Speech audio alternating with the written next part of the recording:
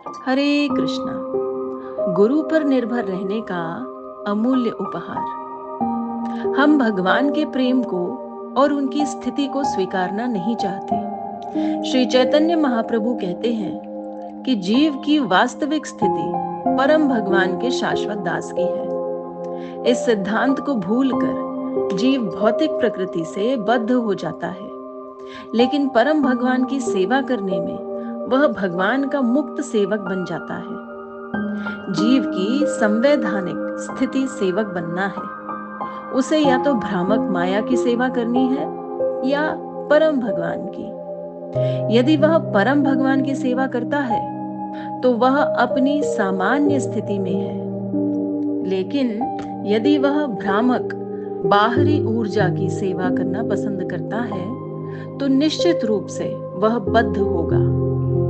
भ्रम की अवस्था में जीव इस भौतिक संसार में सेवा कर रहा है।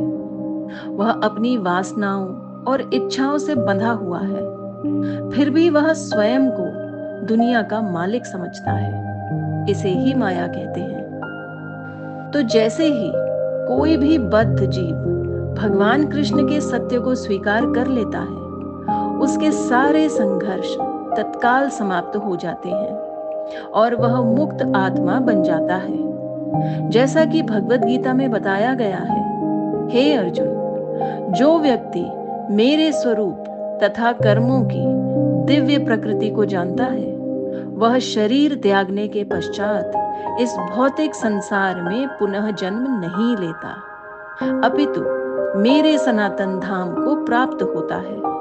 केवल एक सच्चे आध्यात्मिक गुरु की अहेतुकी कृपा पर आश्रित होकर कोई भी सर्वोच्च अवस्था को प्राप्त कर सकता है और अपने मानव जीवन को सफल बना सकता है। एक पत्र के उत्तर में एसी भक्ति वेदांत स्वामी श्रील प्रभुपाद ने लिखा है, आपने उल्लेख किया है कि आपका मार्ग बाधाओं से भर गया है, लेकिन कोई बाधा नहीं है।